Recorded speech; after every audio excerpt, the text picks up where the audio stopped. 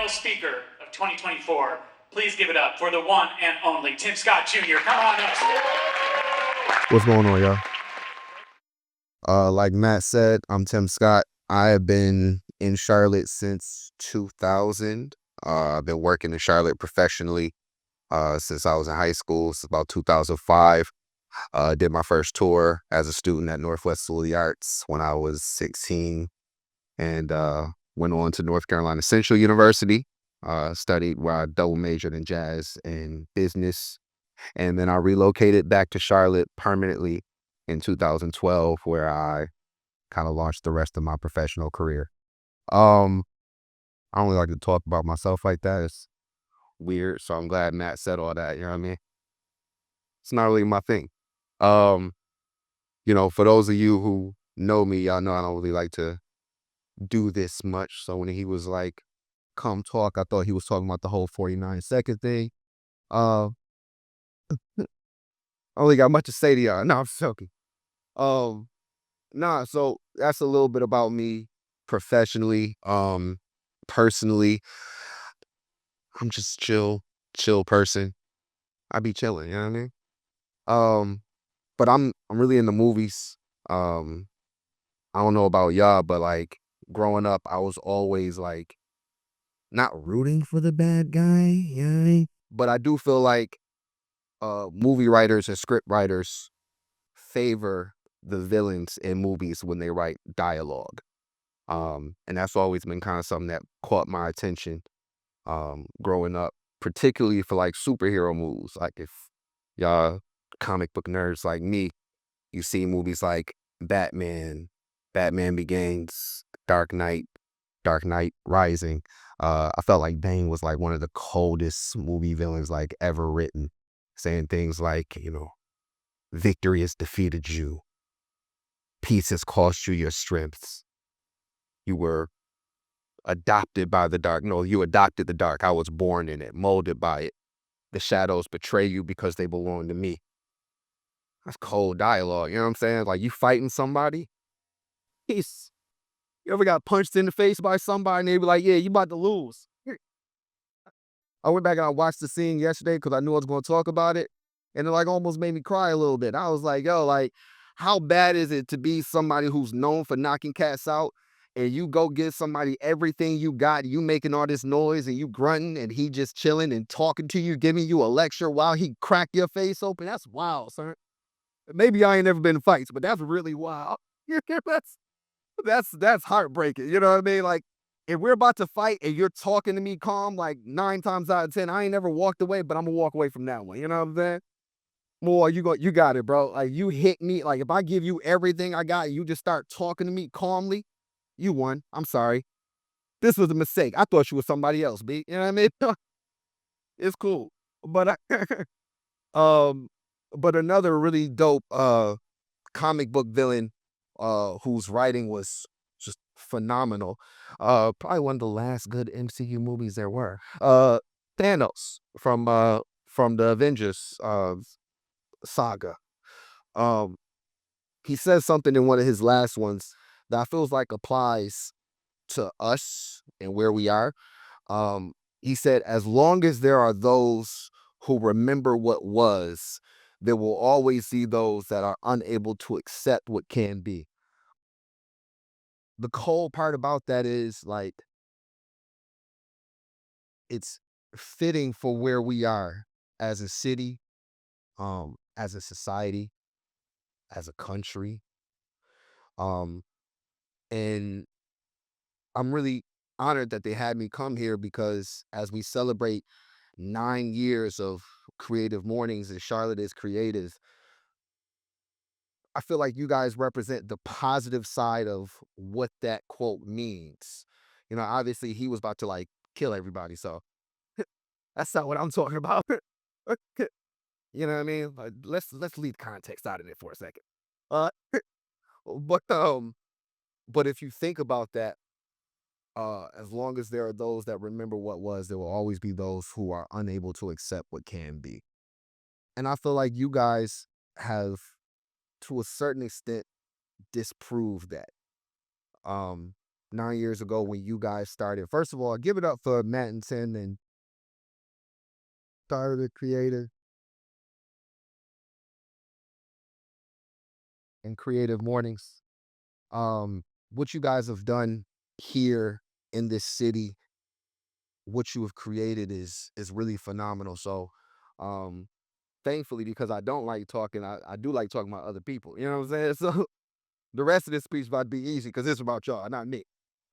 So no, no, I really do appreciate y'all and what you guys have done and what you guys have built because you've created homes for the city's creative community. In 2015, I can't say that I remember feeling as connected to this city and as connected to the city's fabric as I feel now, even after having been here for a time by that time.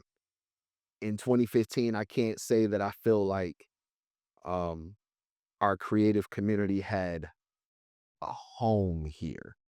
I remember that around that time, there were a lot of amazing professional musicians. I don't know how many of you guys know, but some of the top touring musicians and background singers are all here and have come through this city and have made home in this city for a long time. But the general thought at the time was that you can live here and you can hang out with your family here, but every time it's time to make money, you gotta go. You gotta get on the road. You gotta tour. You gotta fly to LA to do a session. You gotta fly to New York to do a session. You gotta fly to Nashville to do a session. You gotta fly to Atlanta to do a session. And there was really not a home for the city's creative community. And I feel like with what you guys have done is you guys have shined a light. Speaking of darkness, you guys have shined a light on what's here, what can be done, and you guys have set set a path for a trajectory so Charlotte can become somewhere where creativity lives. And I appreciate y'all for that. For real. 9 years is crazy. 9 years is a lot. The number nine, if you think about it, even in from a faith standpoint, like the number nine has a lot of really significant meanings in Islam, like Ramadan falls on the ninth month of the year. Um, the Buddha has nine virtues. In Hinduism, it's said to be the number of completion. It's a divine number. In Christianity, there are nine fruits of the spirit. In numerology, speaking of cycles, it's it's supposed to represent the end of one cycle and the start of another one. So you guys have a lot to be proud of. You know what I'm saying? Like nine is a huge accomplishment. The question for everybody in the room is what's 10 gonna look like? Because it's not just up to them. If what this is born out of, if uh, Charlotte is creative, which is born out of an organization called Everyone is Creative, and if that's true, if their credo is in fact the real thing, that means that everybody in this room has a part to play in what Charlotte is Creative's 10-year celebration is going to look like. I want to shine that light back on you guys um, so that you guys all feel the responsibility to take up the mantle of what that creativity means as you leave here. What you do when you walk out of this room means a lot. How often you support the arts, how often you participate in the arts, what it is that you have to say about the art that happens in this city. Um, I was a part of launching the organization or launching an initiative called Music Everywhere, which sought to um, help establish Charlotte as a music city. And that work has been happening since 2017. And a lot of amazing things have happened since then. But one of the first problems that we identified when we sat down and started having these conversations is just the audience aspect of it. What do you think about when you think about Charlotte's creative community? The people in this room, what do you think about Charlotte's creative community? What do you think about the artists, visual artists that come out of this city? What do you think about the singers that come out of the city?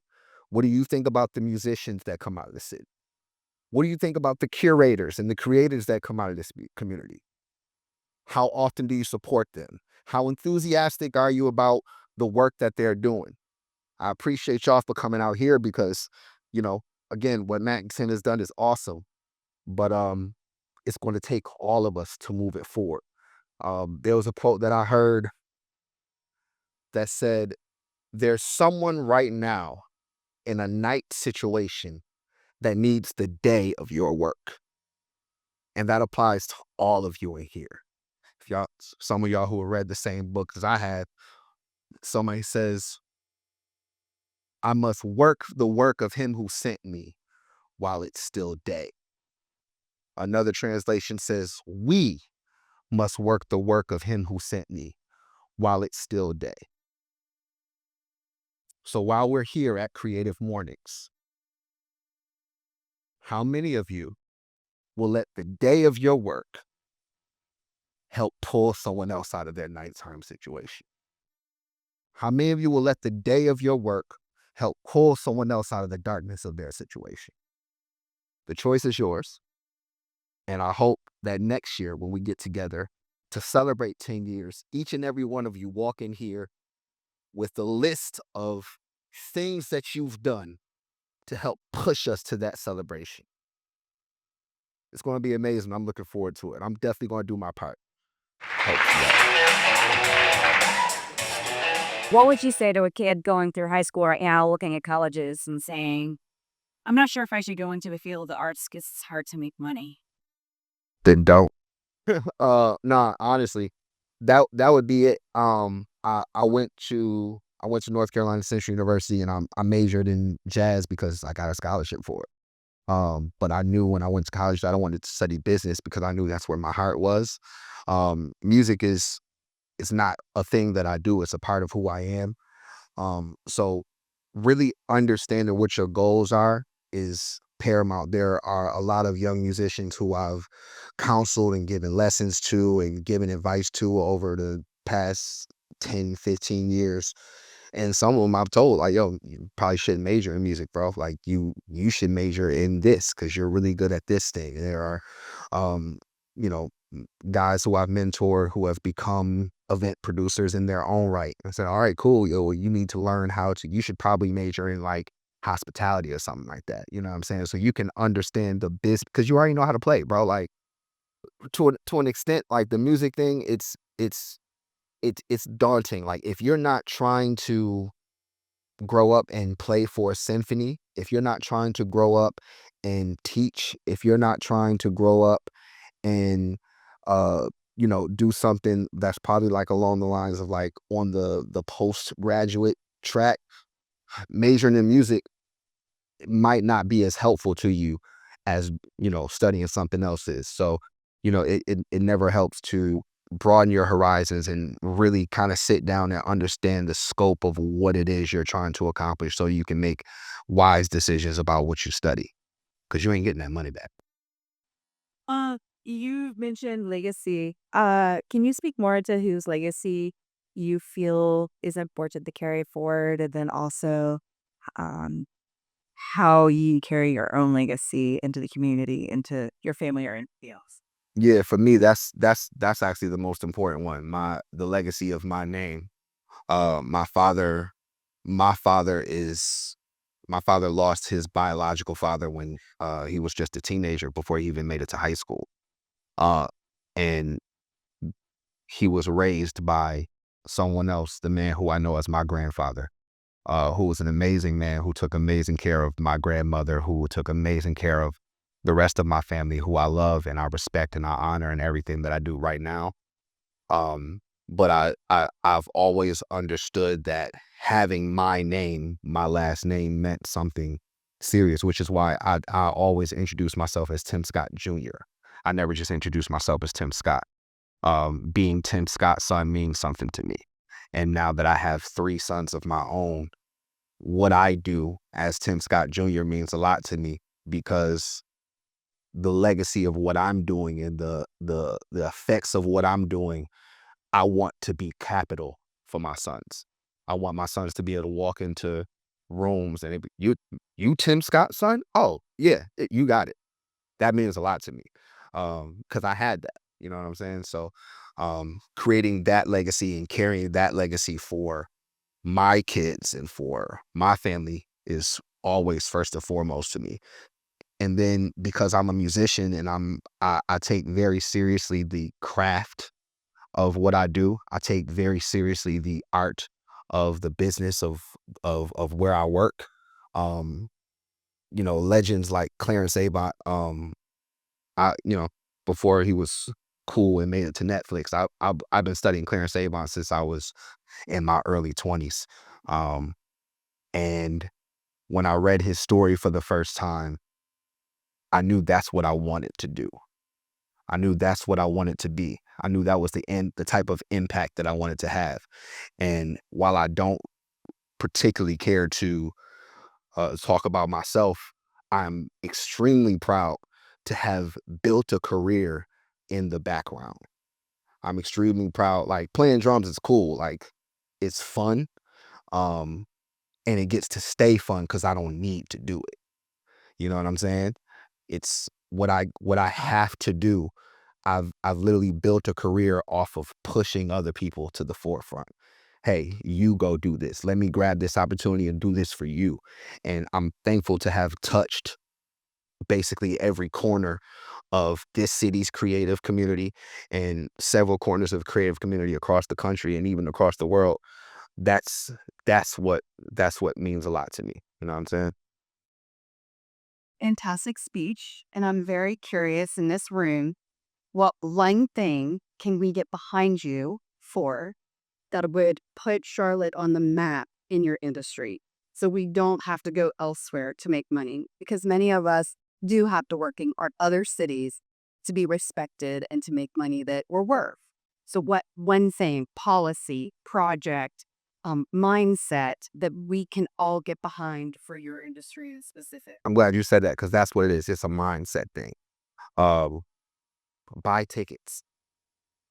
Buy tickets. Go support. You know what I'm saying? Like Charlotte's banking community is always going to be great because the banks going to keep coming, they're going to keep building, and we're going to keep putting our money inside those banks. Cool, no problem with it. The sports community is not going anywhere because win or lose, and it's a whole lot of lose lately. Win or lose, like people gonna buy them Panther tickets. People gonna buy them Hornets tickets. People gonna buy those Knights tickets. And now we got Charlotte FC. Like people are gonna buy those tickets. We keep those teams alive, regardless of whether they win or lose. So if we put priority, if we make arts and culture a priority in how we spend our time and how we spend our money, that's what's going to keep the city moving forward. No, that's real because a lot of what a lot of people might not understand is that the companies that make a decision. I used to tell the story all the time, especially I think Rick Thurman is in here. I feel like I saw him tall. He too tall to miss. I see you, man. Uh, but Rick has heard me tell this story 1,000 times when we were working on the early parts of Music Everywhere. Like at one point in time, Charlotte was blacklisted like in the industry. It was blacklisted. My wife is from Los Angeles. I work in Los Angeles. I work in New York. But I was literally going to meetings and unprovoked cats was bringing up Charlotte just to drive the whole blacklist home. I went to an industry event many years ago, and it was kind of like a panel like this, and people were asking questions. And somebody stood up and was like, "Hey, I got this artist that I'm breaking right now. She's doing these kind of numbers on Spotify. She's doing these kind of numbers on Apple Music. She's doing these kind of numbers on social media, and I'm trying to put together her promo tour. What advice do y'all have for me as far as how to put together her promo tour?"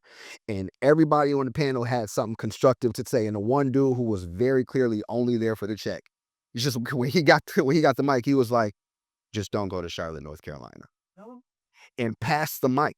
You know what I'm saying? And the attitude of that came from because these people who sell tickets, these venues, if y'all wait, which we really good for in the city, whether or not y'all realize it, we really good at waiting until the day of to buy our tickets at the door. We really good for waiting until the week of to buy our tickets in advance. But the problem is when those numbers come up like that, and when the people who are counting the money see that that's how we buy tickets, they say, "Oh, okay, they don't care. They don't care about this stuff. This is a hobby to them. This is second gear there. We're gonna skip Charlotte. We're gonna go to Raleigh, Durham. We're gonna go to Atlanta, where we know as soon as we put these tickets out, I'm talking about like pop pop concerts where they'll put their tickets on sale in Atlanta, they'll sell out in 2 hours. They'll put their tickets on sale in Raleigh, they'll sell out in a week. They'll put them tickets on sale in Charlotte and they'll sell like 50 the first day and they'll sell like 75 the next day. And it was like, yo, should we not send Justin Bieber to Charlotte cuz ain't nobody buying them tickets? And then the week of everybody buy their tickets. And it like again, it don't seem like it's harmful because it's like, hey, I bought my ticket, I spent my money, I did what I'm supposed to do, but it just looks bad. You know what I'm saying? So that's where that sentiment comes from. Hi. Sorry, last question. All right. I don't know where I'm looking. Okay, cool. I know that you said you're like movies and drumming. So I was wondering your thoughts on Whiplash and like top of the music industry. Whiplash is terrible.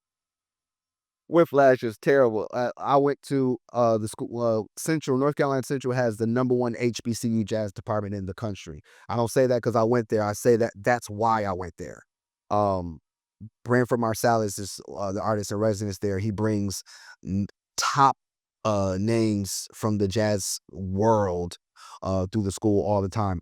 In my time there, I got to study with Jeff Tane Watts. I got to study with Joe Chambers, who was one of Miles Davis' drummers. I got to study with Jimmy Cobb, who was also one of Miles Davis's drummers. I got to study with Carmen Lundy. I got to study with Jerry Allen. I got to study with David Fathead Newman, who was Ray Charles' music director and right hand man for literally his entire career. I got to study with legends like regularly, and not one of them ever threw something at me. Because let me tell you something, I'm from New York first. I'm from New York first. You throw something at me, one of us ain't walking out of here. You know what I mean? So that's a terrible movie. And I grew up playing in church, black church, like the kind of black church where like we playing fast music at 200 beats per minute for an hour. I have never seen my hands look like them people from the movies' hands look. It's so fake. It was so bad. It made me so angry. It's such a terrible movie. I mean, it was a good movie. I liked it, but I liked it when I first saw it. I'm not going front. Let me not lie to y'all. I liked it when I first saw it because I thought it was just cool to have like a movie about drums and jazz. I was like, oh, that's kind of cool. What pissed me off was afterwards when like people were like, oh, so that's how it is in college. That's what it was like. I was like, absolutely the heck. Yeah, we're in church. Absolutely not. No, absolutely not. I wish no. No, no, not at all. Matt, we got one last question. Okay. Hey, what's up, Tim? Terrence here, and you and I actually went to Northwest together. Yeah, yeah. Part of Mr. Washington and everything. You had mentioned that a lot of the work that you did was kind of pushing other people to the forefront. So, who were some of those mentors and kind of heroes that you I guess, kind of watched, and do you still have them in your life still? Absolutely. Mr. Washington was actually the first one. Uh the chorus teacher at the school I went to basically saw me in the hallway and I guess he overheard a conversation and he came up to me, he was like, "You gonna be in my class." I was like, "No, I'm not." Cause I don't sing, sir. You know what I mean? And then what he did was when the band concert happened, he went up to my pops and he told my pops who he was. He said, "This is who I am, this is what I do. I'm responsible for molding the young men at this school. I want your son in my class because I see something in him. And I don't think that that band director can see him the way I see him because his band director don't have something that I have.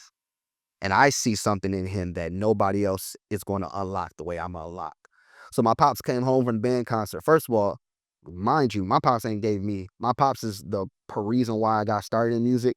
My pops gave me my first compliment at 18 musically, like dead serious. Like literally every time I played in front of my pops afterwards, it was always a note afterwards. You know what I'm saying? We'd get off stage, I'm sweating, I'm out of breath. He was like, "You know you missed that hit, right?" Yeah, yeah. I mean, but because I mean, we was it was a lot going on. Yeah, you need to make sure you listen to that music next time. Don't let that happen again. All right, we get out of band concerts. It's like my mom be like, "Y'all did so good. That was so nice. It was so nice." Yeah, you need to work on how you bro. So after that concert, he was like, "Hey man," I'm like, "Here it come." And he was like, I'm signing you up for that Mr. Washington class tomorrow. Mr. Washington? I don't want to take his class. He's sing. I'm not a singer. I got a terrible voice. That's why y'all put me on drums. So can't nobody hear me. You know what I mean?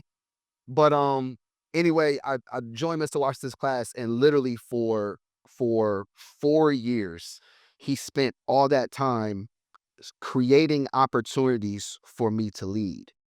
He spent all that time creating opportunities to say, okay, hey, we have this show going on. We got this event going on. We have this event going on. I want you to put together, the band that's going to play for this. And you can't play. I can't play. Then I don't want to do it. But what I didn't realize that he was training me for leadership, that he was training me to be an entrepreneur, that he was training me to think outside of what's the easiest thing to do, what's the easiest way to accomplish.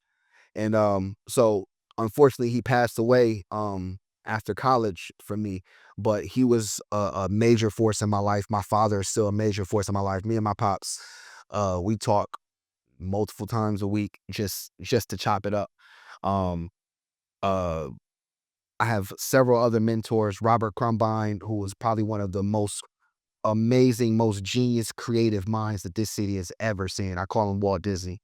Um, Chris McClure from East Coast Entertainment has been a huge mentor of mine. Has helped me do a lot. It got me started on event production.